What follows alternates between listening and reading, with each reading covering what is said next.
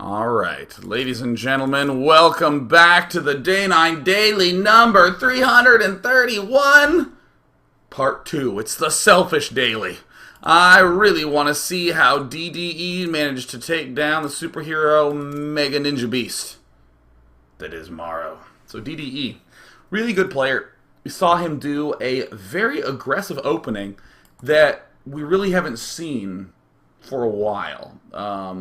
Just bringing the noise back on the Zerg player.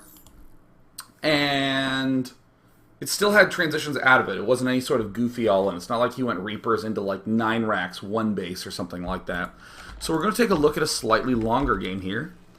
And the purpose of this is so that I can steal these builds. And see if I can do what Dr. DDe does.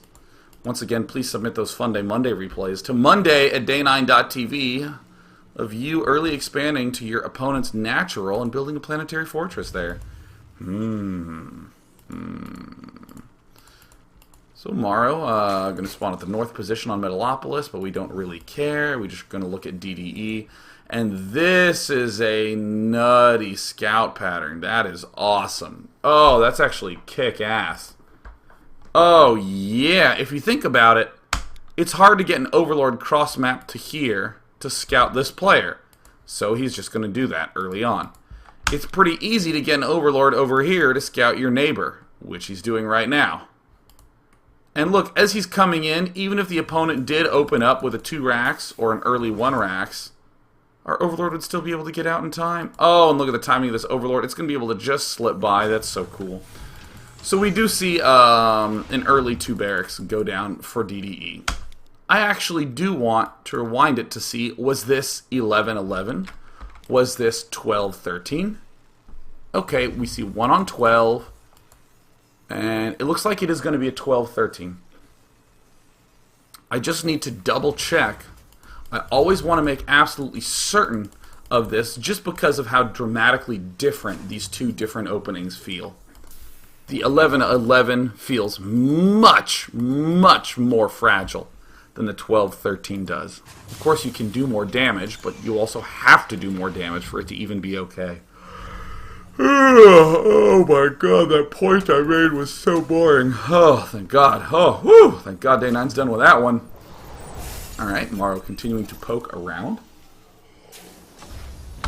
Let me see what Dr. DDe has in his sights. Okay, so again, we see the no early gas. We see the pool is pretty delayed. Come on, the DDe cam.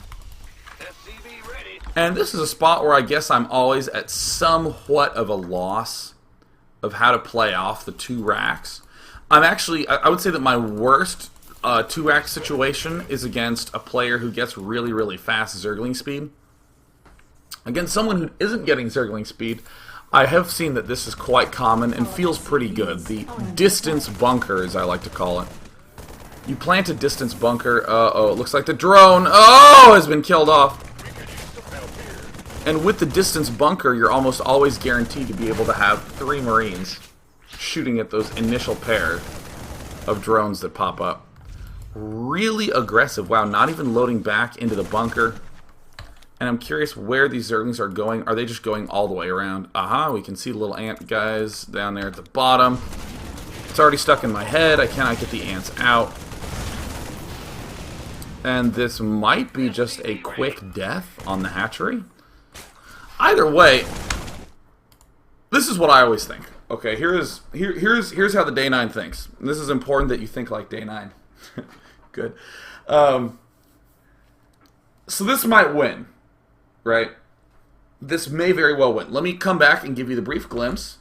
You guys don't know how long this game is. I can, because I can actually see underneath my overlay. You see that? Look, I can toggle the replay toolbar, and you don't even see what toolbar it's referring to. You don't know how much longer this game is.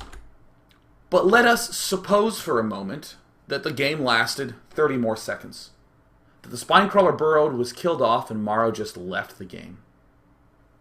Many people would see this and go, ooh, I want to try that. That sounds really, really good. And in fact, a lot of times there's crazy aggressive builds, like the one we even saw last game, where people will see the win and go, I want win. I want to try strat so I can want win too.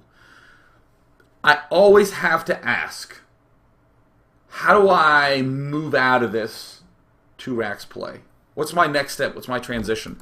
So as I'm seeing this, I'm constantly going, well, when is he going to expand? When are these geysers going to go down? Is he going to get more barracks? The longer he waits to get these 2 geysers, the more money he'll end up having because he has more SCVs mining. So maybe the later we build these things, the more likely I want to be going 4 racks instead of 2 factory. I don't know. Something like that. These are my big thoughts in the morning after I've had my protein shakes and my delicious coffee. So the micro's pretty typical at this point. He wanted to kill off the SCV, but he biffed at the last second. A couple more Zerglings popping out.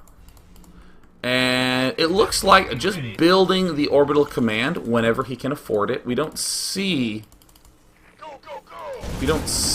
any energy being spent. Again, I don't understand how this gentleman DDe does not hotkey his things enough. So being very, very aggressive. And following it up with the 2 refineries. Okay, so obviously pulling it back. I don't think he's going to be able to kill off the spine crawler. That was pretty decent defense by Morrow, who does have a good amount of drones, given how he sort of, I guess, biffed in the opening. And by the way, that's a very nice pick there by Morrow, recognizing there's only 1 duder in the bunker. But this is, I guess, a technique that I don't think I do enough, where it's just a unload, retreat, go, go, go home. And how does he do that? We do see rallying on the inside lip, once again. It looks like the Marines are going to be cornered and picked off. They might be able to take out those Zergling numbers. But this is actually a pretty cool statement that we can make now. When you're retreating with the Marines, you don't necessarily have to get home. You just have to get into a tight corner where Zerglings can't kill you. So we see 1 factory and the 2 barracks again. Okay, so what situation are we in? Well, in our situation, we're a little lower on the Marine count than we would ordinarily like. Our opponent is likely behind on his gas and all his tech stuff. So unless he's building nothing but Marines, this is a fairly safe play to move forward with all these Marines. Okay, I think I'm understanding that play. I think that makes a lot more sense. This, I think, is the hardest choice whenever you open up with a 2 racks play. How aggressively can I move forward and backward with these Marines? It seems pretty important not to mess this up. And interestingly, whoa, getting plenty of add-ons. DDe just seems to really like very mobile forces and mobile armies.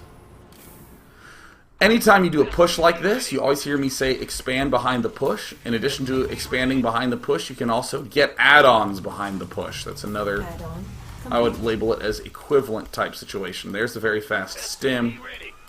More Mariners being produced. Oh my god, these points are so boring. What a boring game. Oh my god, I'll speed it up. I'll get the adrenaline going. Oh, it's too early, you Europeans. I don't understand how you wake up at the crack of dawn. And it looks like DDe is, interestingly, following this up with a fast medevac. Medevac. Yeah, there you go. And this suddenly dawns on me as very, very, very ultra super crazy intelligent. Because... so I'm going to say it first, but then I'm going to backpedal from what I said. Aha! Our opponent is behind on his gas tech.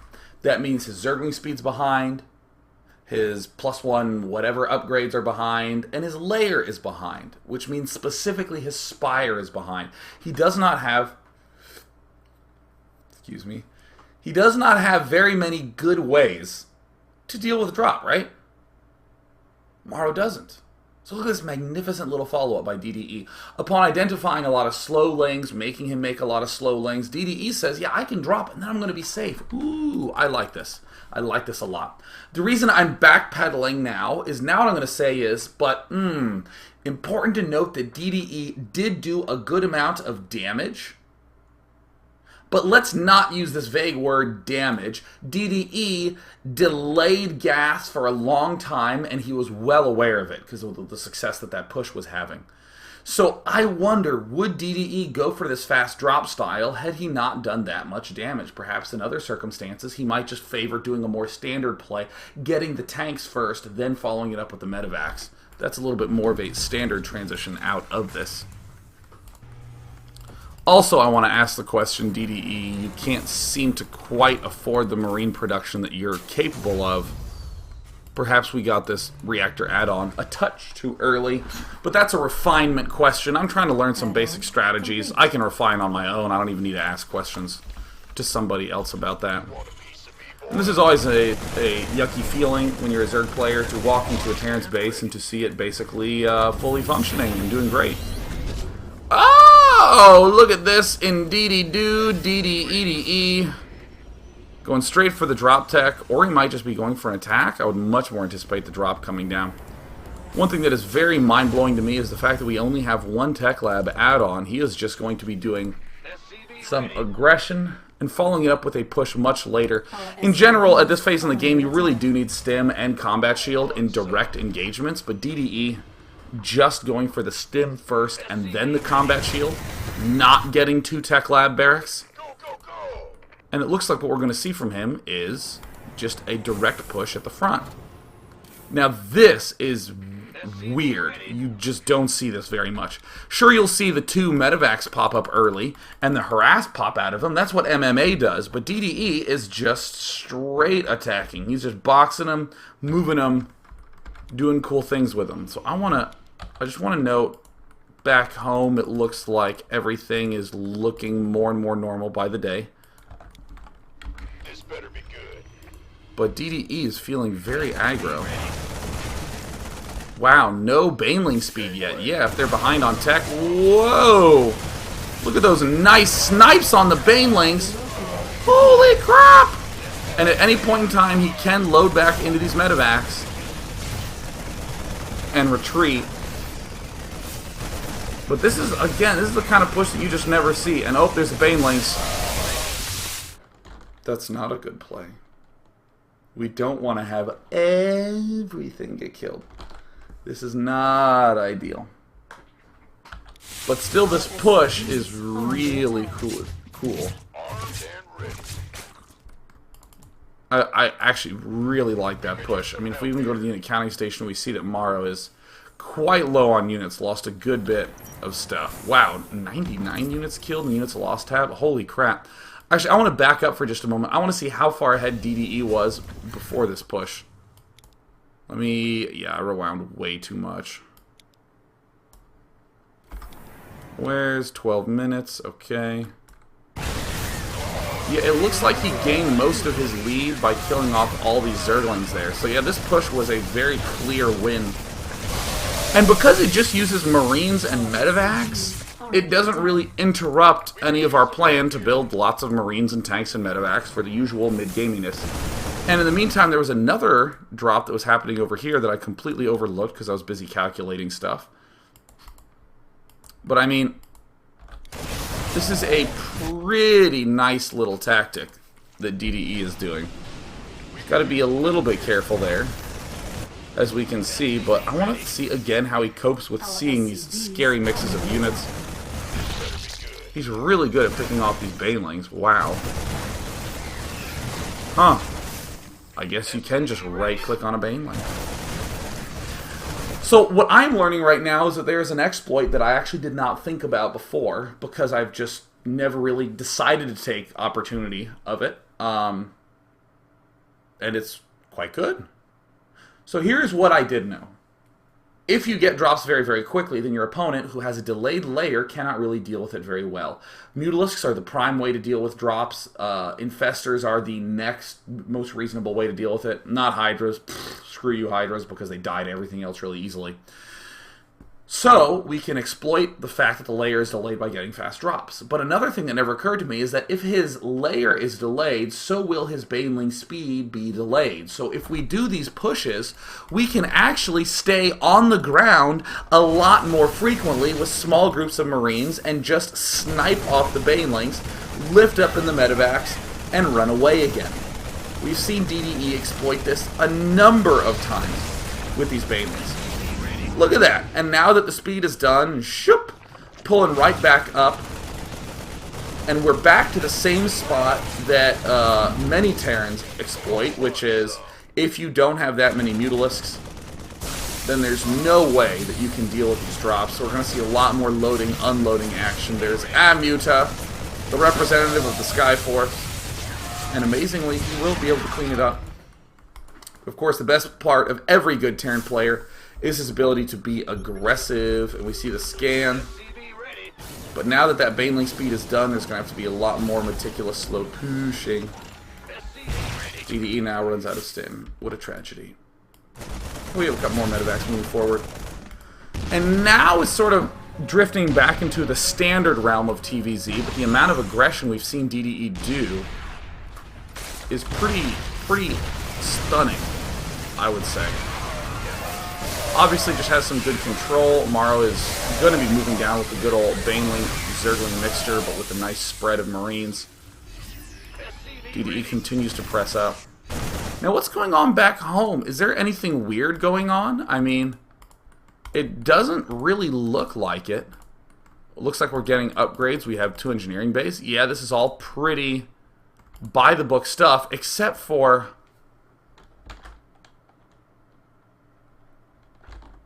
Does that say 190 of 200? Really? Really 190 energy? Now, okay, what? Okay, what I do want to say, though, is that in the later stage of the game, it's fine to save up energy so that way you can scan and get into good tactical positions, but I think 190 energy might be a smidge on the high side. See, there we're going to see a lot more scans go down because of this push. And my instinct is to puke. My instinct is to see 200 energy on a command center. Right, but I don't want to do that because DDe obviously is doing something right if he's able to take down players like Morrow. I want to take this with a grain of salt. Anytime you see something very, very weird out of a player, like maximum energy on the orbital command, always try to defend it before you knock it. It's easier for me to go, LOL, you could easily throw down mules and still have energy left. But I want to say something like, well, if he's planning on doing more pushes and more drops, he's going to need this energy saved up. And in fact, if you're an aggressive Terran player, there should be some point in time where you stop building mules and start saving for scan to reinforce your push. That sounds like a reasonable statement from me. So now instead of saying, what the fuck, you have too much energy on your command center, that's really bad, I want to say something instead like, perhaps you began saving energy too early. Also, I'd like to note that DDe has more barracks without add-ons. Once this expansion lands, he'll be able to mass up quite a lot of stuff. Or, I guess, hell in the gold. He'll be able to add on a lot more of those add-ons fairly quickly. So I'm going to speed through the last bit of this game and watch the final game from our good friend DDe. Base is under attack. And one of my favorite phrases of the recent week is expansion management. The skill of all Master and Grandmaster players, how all StarCraft strategy actually breaks down, is managing expansions. You'll notice DDe pulled back and went into Mega Giga passive mode, but now is moving out around the time that his opponent is beginning to take additional expansions. Wants to keep those expansions nice and low, doing good old creep management, spreading. Gently inching forthward to shoot at this expansion. Some nice little tactic tree. Pulling back up to the high ground. Baneling spreading. Doing okay. A decent job against the Banelings. And we do have another drop in the corner that he's forgotten about, but it's okay. It is not hotkeyed at all. How does he not use hotkeys? God, that's like mind-blowing. Makes my freaking head explode. And, I mean, this is, I think, perhaps the most standard tactic that you should absolutely be using on Metalopolis whenever you play it in a custom, because it's not a map in Brugor anymore. Or, excuse me, in the ladder anymore. push along the left lane, drop on the right lane. Or drop along the left lane, push on the right lane. Some nice, good old tactical maneuvering. Absolute focus from DDe, just drilling the left base. Not doing anything else fancy, just drilling, drilling, drilling. Sure, dropping, doing a little bit of damage, but not nearly as much because he just tanked a hit from a Baneling. Another Expo going down. And this is actually, wow, this is actually a very cute defense here by DDe. It's not just he left a bunker, he left a tank. He's pushing up along the left lane, so he sets his defenses on that side. So that way units can either come through the right, or if they move down the left, they'll run into this huge army. I think it's a big mistake where you'll see people put the bunker here and the tank here trying to defend from stuff up here. This placement is much better because we can have our SCVs get in the way and help protect us. And our reinforcements come from below up to here. So I love the way that the push relates to that defense. And this is just dying. And I think he's just going to go ahead and clean up pretty cleanly here. And I mean, DDe, I would say, has done a pretty typical job of aggressing in the late game. Just going to come back to me. DDe's done a pretty typical job of aggressing in the late game. He actually just got the GG from Morrow. But what I really liked is the follow-up logic from the early 2 barracks pressure. And in particular, I really like the fact that we saw this exploit of, well, yeah, if he has Banelings with no speed, you can kill it pretty easily with snipes. Kind of makes me more encouraged as a Zerg player to rely more on just Zergling speed instead of trying to get any Banelings up for these big defenses. Either way, we're going to take a brief break and go into a final game between DDe and Morrow to admire more of more of DDe's awesome play. If you want to admire Morrow's play, watch. Was it yesterday's daily? Tuesday's daily. Watch Tuesday's daily. I'll be back in a sec. See you in a sec.